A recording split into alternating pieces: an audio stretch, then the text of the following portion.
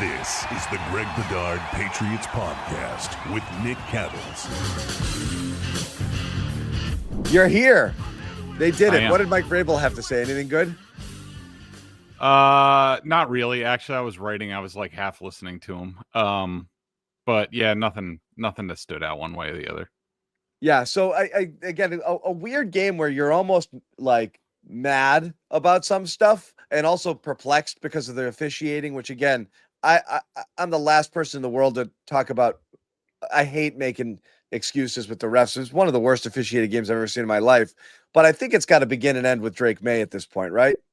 Yeah, 100%. And I'm very glad that the Patriots won this game because I did not want to spend the next 3 days talking about the officiating. So Yes. Yeah, it was crappy. I would say it was crappy both ways.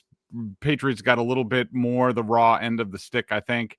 But yeah, to me, the story of this game again was Drake Maye. I think he was simply outstanding in this game, especially in the first half. Second half got a little bit clunky, and there were a few plays where you're like, all right, maybe he's risking it a little bit too much. We saw the flip out at one point, flipping the ball out into the flat. So that got you a little bit uneasy, but he was just tremendous in this game and coming up big in huge spots. And you're to the point now, John, where it doesn't really matter what the sticks are. You're like, all right, well, the Patriots could probably convert this because May's going to make a play. And now what was interesting about this game and that he didn't rely on Stephon Diggs at all. He went to other guys. Yeah. He went to Kayshon Boutte. He went to Demario Douglas. He went to Mac Hollins. He went to Hunter Henry. So that was tremendous. Just to give people an idea, and I don't know if this has been updated, if they were caught up at the end of the game, but I was looking at NFL's next-gen stats. At the end of the game, when I looked, Maye was projected to have basically a 51% completion percentage in this game. He ended at about 73%. That's an absurd completion rate over expected of basically plus 22%. That leads the league so far in week 1. Spencer Rattler was next at plus 16, but that just, it's not an ideal stat or anything like that. It's not perfect, but it's a good indicator of how well Maye played. And the same thing against Buffalo. It was also way up there. And so, to have no running game to speak of, again, it's just absolutely brutal. Maye couldn't really even do a whole lot with his legs in this game. Credit to the Saints for having a good plan against that. But really, when we talk about the Patriots winning this game, it was because of Drake Maye again. Yeah. Yeah, and so the throws and the completion percentage, as you said, it tells a story. Another story I thought, Greg, that's, really defined Maye's day and just his evolution in such a short time is the pocket awareness and the pocket presence and his ability to kind of step up in it and manipulate it. I'm not seeing as much of that. And again, it was like 6 quarters ago when Collinsworth is correctly pointing out Maye's dropping his head. He's not looking downfield. When the rush is coming, he might get a little skittish in the pocket. And then you see the second half versus the Bills and then most of what he did today, and he's not doing that at all. He's able to step up when there's pressure coming from the outside. When it was coming up the middle, he was able to dance around. He didn't leave the pocket too early.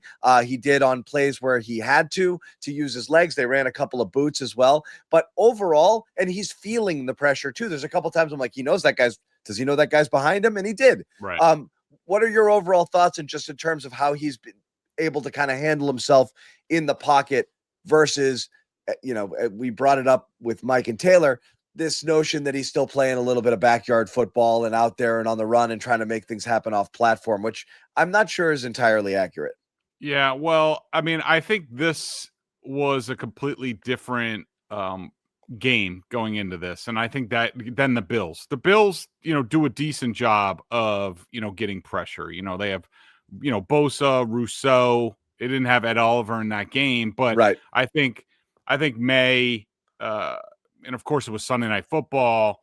You're going up against the Bills. I think he was a little jittery to start that game, and he wasn't really being patient. I think he had a good idea going into this game that he could go into this game very comfortable and have patience with what they're doing, wait for things to develop, maybe not on the first read, but maybe on the second window, because the Saints are a team that do not get much pressure. Now, they got Chase Young back in this game, which is really good. He did cause some problems. The Patriots, look like, gave a lot of help to Will Campbell over there. Of course, they have Cameron Jordan, who I didn't really even notice that much today. So that probably speaks to the job that Morgan Moses and also that Campbell did. But, the Saints don't blitz a lot either. So I think I'm not going to take a whole lot away from this game from that aspect, because the Saints just don't generate very much pressure. And Brendan Staley is he's going to do what he's going to do, which is, he's not going to get heavy against the run, and, he's not going to blitz, and, he's going to hope that their zone coverage can, turn a couple balls over. So, it was good to see Drake do that, but I think that had more to do, with the opponent. I just think the big thing with Maye, and I was just writing this over at BSJ, was, this is now 4 games worth basically for Drake Maye. I mean, yeah, he had a couple of turnovers that you don't want back, but he's on like a 4-game heater where he's actually getting better with every game. And I did not think that this was possible this early. I think that, I figured we would certainly see stretches of brilliance from Drake Maye, sort of like we did in the second half against Buffalo. But for him, and possibly playing at a really high level consistently in the second half of the season, once he'd been with Josh McDaniels a little bit longer. But for him to be here 6 games into year 2, to me is just astounding. It's surprising. It's a testament to Drake. And also, Josh McDaniels, and I think also the offensive line, and making them feel comfortable. But we're at a point now. This is what you're going to hear, because it's going to be the Titans, and it's Vrabel going back there, but not a huge challenge. You're going to start to hear some chatter about Drake Maye and MVP. And to this point, 6 games in, with the way that he's playing, I'm not going to disregard that, and I'm not going to complain about it. I mean, if he does this for the rest of the year on a relatively consistent basis, and the Patriots, because of their historically poor schedule, he's going to be in there. He could, if he doesn't win it, or he's one of the top guys, depending on the injuries and all that, he's headed for like a top 5 MVP season. It's crazy. All right, we're going to get back to the show in just a minute, but right now I got to tell you about Prize Picks, the best place to turn your sports knowledge into cash. With millions of members, Prize Picks has made daily fantasy sports accessible to all. You just pick more or less on at least 2 players for a shot to win up to 2,000 times your cash. Run your game all season long on Prize Picks. You just pick more or less, like Drake Maye. He's been hot for the Patriots. What do you think? 2 or more touchdown passes this season. Or if you're feeling negative, 2 or more interceptions in this game. Not this season. I said this season. I meant this upcoming game. Puka Nacua, 7 or more receptions. What do you think? The guy's been averaging like 10.5 a game. It's as simple as this. Make your pick with Prize Picks. And Prize Picks puts their members first, so all withdrawals are fast, safe, and secure. When your picks hit, you can get your money in as quick as 15 minutes. Plus, they invented Flex Play, which means you can still cash out of your lineup when it isn't perfect. You can double your money even if one of your picks does not hit. And don't forget, they have special deals like Taco Tuesday. Every Tuesday, Prize Picks will discount several projections on the board, usually by 15 to 25%. So download the app today. Use code CLNS to get $50 in lineups after you play your first $5 lineup. That's code CLNS to get $50 in lineups after you play your first $5 lineup. Prize Picks. Run your game. For those who don't know, Boston Sports Journal, best sports coverage in town. Terrific football coverage with both Greg Bedard and Mike Giardi, of course. John Corrales doing basketball with the Celtics starting up. So check it out. It's $7 a month, $50 for the year. Go in and sign up today. I promise you, you will not be disappointed. The other thing we have to talk about is, you mentioned the line's been doing a decent job, and some of the weapons around him are stepping up, and it wasn't just Diggs. He was getting it from other places, which was great. But the run game's killing them, and I can't figure out how they're going to get out of this. Mike Vrabel, after the game, visibly frustrated about their kind of inability to get things going. Yeah, it's Probably one guy away, like always. But had some positive runs, and we'll keep practicing it, and we'll keep working it. That's it. Keep practicing, keep working. Can it be fixed, Greg? Like, is it terminal? Like, what's the problem right now? Because it does look like the line's just not doing these guys any favors. Is there anything the backs can do differently? Is there anything the Patriots can do differently? Does it have anything to do with the types of runs they're trying to do, or they just can't do? It was shockingly bad in the second half. Like, I don't understand that. I don't understand how it's this bad. Yeah, and I will say the Saints, their numbers as far as an interior run defense were pretty good. Going into this game, the advanced analytics. So that was going to be a little bit tough sledding. I thought they might be able to do a little bit more on the edge in this game and press the edges and sort of, mix and match with that, get them going on the outside, then, hit a few inside. And there were a few times where it seemed like they were getting into a little bit of a rhythm.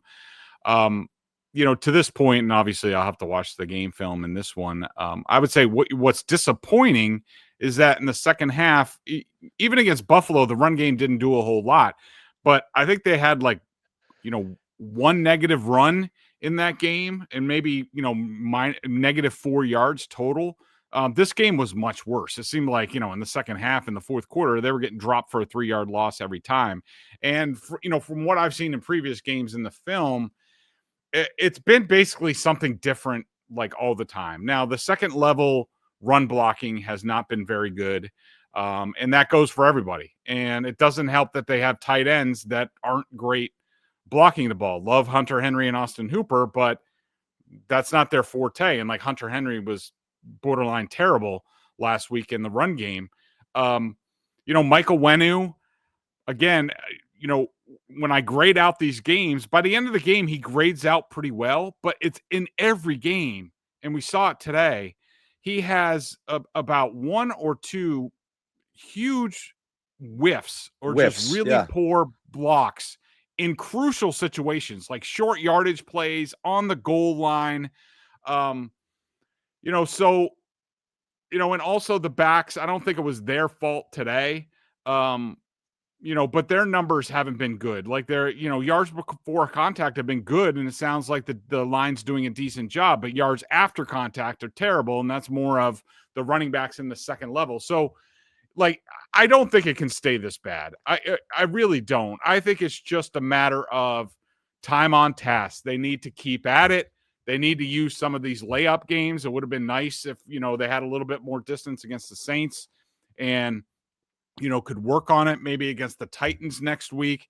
They can get into a rhythm, but they just need one of these games where it all syncs together and the timing's right. And I think they'll be okay. And that's the amazing thing, that they're this efficient in the passing game and Drake Maye's doing what he's doing when they can't even, leak a drop in the running game consistently. And the thing about this offense is it really gets cooking when the run game's going. And, you think Drake Maye is doing well?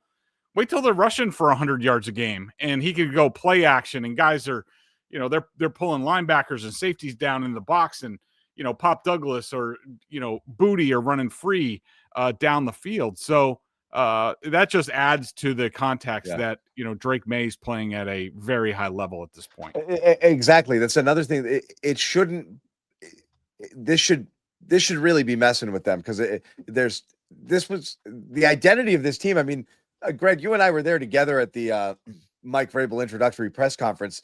And, I would say it wasn't a knock necessarily, but you did get a sense that he wanted to go back to this a little bit more of old school, style football. And, we're gonna run and it's just as important as the pass. We want to protect Drake.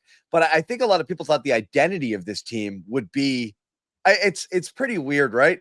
What did we think the identity would be? Their defense and their run game. And these are the two things that are letting them down the most right now, which is odd to me. As you said, the run game maybe gets it going, but defensively, this was another game where they're letting the other team consistently get across midfield and giving up drives. It's been a bend but don't break sort of defense here. Tightened up a little bit in the second half, but overall, your thoughts on how the defense is playing currently? I think it's, I think it's okay. Overall, I think I think what we're learning in this, it almost reminds me of some of the defenses that we used to see here, with Belichick. Not really like bend but don't break, not back to that, but just a defense that's going to give up some plays, but they're going to make some plays because they're being aggressive. I thought this was another game just like the Buffalo game. It had been a while since I saw it, where they're flying around the field, they're being fast to the ball, they're hitting hard, like sort of the first time we really saw it in the Bills game since maybe the preseason opener, where we were all like, holy cow, look at what they're doing. Look at the passion they're playing with. Spillane, I think, had another really strong game, and that's now 4 games in a row for Marcus him. Jones. And he's really, I mean, Marcus Jones just keeps playing like really well. I mean, he had 3 pass breakups, he had a sack. At least 2 of the pass breakups came on, huge third down plays. The coverage on the outside is pretty good. Carlton Davis seems to have every game. He seems to have an injury timeout that he comes back from and a penalty, but he's still really effective in coverage. And of course, Gonzalez is Gonzalez. So I mean, the run defense is still really good. Rattler gave them some issues. Their RPO game gave them some issues in terms of their, run fits. I thought they got a little bit better at that as the game went on. But they're still, look, the Patriots are between linebacker and safety. The Patriots are iffy. Then they, had to stick Kyle Duggar in the lineup today and gives up a 53-yard pass on the first play of the game. So hit and miss. They blitzed Spencer Rattler a lot in the first half, and he killed him. He averaged like 12 yards per attempt. The Patriots pretty much called off the dogs in the second half. Definitely I assume the rate went way down in the second half. And I think that exposed the back end a little bit. I think that's what they're worried about between the like I said, the linebackers and the safeties. They're going to have a tough time if the pass rush doesn't get home with 4. I didn't think the pass rush was that great in this game outside of, some of their blitzes. So if you can't get pressure with 4, it's tough to ask those guys to cover for that long in the back end. Yeah. And that's going to continue to be a problem here. And they were fortunate when Landry went down. He ended up coming back in the game. You had Davis and Jones both go down and both return. So they did all right there. But again, it's just giving up too much and giving up chunks and having a tough time covering. Again, Greg, I'm not sure exactly what they were running here, but was it surprising you didn't see more Christian Gonzalez on Olave? Because he was killing him. No, I mean, the Patriots, yes and no. I mean, I think that the Saints sort of changed things up. Normally, like, Shaheed is more of the move guy and the slot guy, and it seems like they put Olave in that spot more in this game, which I think was a change that they weren't anticipating. I still, it could be a case, John, and I would kind of agree with this, where, Olave is really dangerous, and he's Spencer Rattler's favorite target on third down. But you could sort of live with the underneath checkdowns. This is an offense that was like, I think, last in the league in terms of, yards per attempt or air yards. It was like 3.5 coming in this game, where the Patriots were like 6 or 7. Patriots are almost were double better than the Saints. And so, I think they were okay with giving up the underneath stuff to the backs, to Olave, to the tight ends. And what they didn't want to do was get beat over the top with Shaheed and Brandon Cooks. And all of a sudden, I think they wanted to limit the explosive plays in this one, which I think they did for the most part. Saints got him a couple times, but, I wasn't really, bothered by their approach in this game. I think all 3 of those guys can cover, and they sort of sort those things out once they come to the line. Yep. Any other closing thoughts here, Greg, before we let you go? And again, we said we weren't going to talk about the officials, or luckily we don't have to spend days talking about it. But can you recall a time where that many misses, like egregious misses on so many calls, and all like extremely big calls. Like it wasn't even just the obvious pass interference ones, like the 2-point conversion. Every part of Drake Maye's body was over the line. The on-field call of no good was a strange one there too. But again, you've got the Diggs, the PI, the push off, the Hollins thing not called, DeMario potentially coming back to the ball. All of these were massive, like turning point moments, which luckily that it didn't cost them the game, because we would be talking about nothing but that. But how do you have a game like that if you're an officiating crew? Yeah, it was it was pretty much a disaster for, referee Adrian Hill Yeah. and his crew. I mean, it was so messed up that, us in the media, we have access to the NFL sort of in-game stats platform, and I can't tell you how many times they were just completely messed up. Like on the Boutte touchdown and then the Maye 2-point conversion, they had Boutte down at the 1-yard line for like well after the 2-point conversion was even settled. Like I was like, what's going on? Like, is he in? Is he not in? Like, is this a conversion or is this 1st and goal at the 1? Right. Like, I couldn't tell. It eventually got sorted out. I mean, I went back and I looked at the first Stephon Diggs OPI. First of all, the play-by-play at first said it was Austin Hooper, who wasn't even on the field at the time. And then they changed it to Diggs. And I went back and I watched the TV copy, and I didn't see anything anywhere. I thought maybe instead of Hooper, it was Hunter Henry with maybe like a early pick route or something like that. But there wasn't anything out there. I don't know where that call came from. I also did not like the Stephon Diggs offensive pass interference, the 51-yarder on like 3rd and 15, where the Patriots 3rd and 17, where the Patriots were in the process of getting like 3 or 4 consecutive flags. Diggs pushed off a little bit, but really the rule for the officials, or the line for them, is, fully extending the arm. You do that. We saw it with Gronk sometimes. Gronk would extend his arms instead of like using like a flipper, and Diggs pushed, but he didn't extend himself. And that was just a tremendous throw and catch by Diggs and Maye that doesn't even count. Yeah. I will also say, I didn't look at it all that closely, because I'm working during the games. But, the Christian Ellis forced fumble, I didn't love that overturn. Was questionable. Yeah. Yeah, I thought that. Now, I did see on live, I did see the ball moving as he was going down. But on replay, yes, the ball was moving, but I still think he maintained possession until he hit the ground, and then the ball popped out. So, a lot of iffy stuff. It's too bad that we had to watch that on Sunday, but at least at the end of the day, the Patriots got a victory, and we don't have to talk about that stuff too much, because I hate it. It's a complete waste of time. It's not like they're going to go back and change anything. Right. Brutal. It's just howling at the moon. But anyway, as we said, Patriots win this one 25-19. Thanks again to Greg Bedard. And if you haven't done it already, because I told you to do it and you should have already done it, but subscribe to Boston Sports Journal, $7 a month or $50 for the year. Insanely good value. So go check that out. Greg, thanks a lot. Go read up on what Greg and Mike have to say about this game over on BSJ. Thanks, Greg. Sounds good. Thanks, John.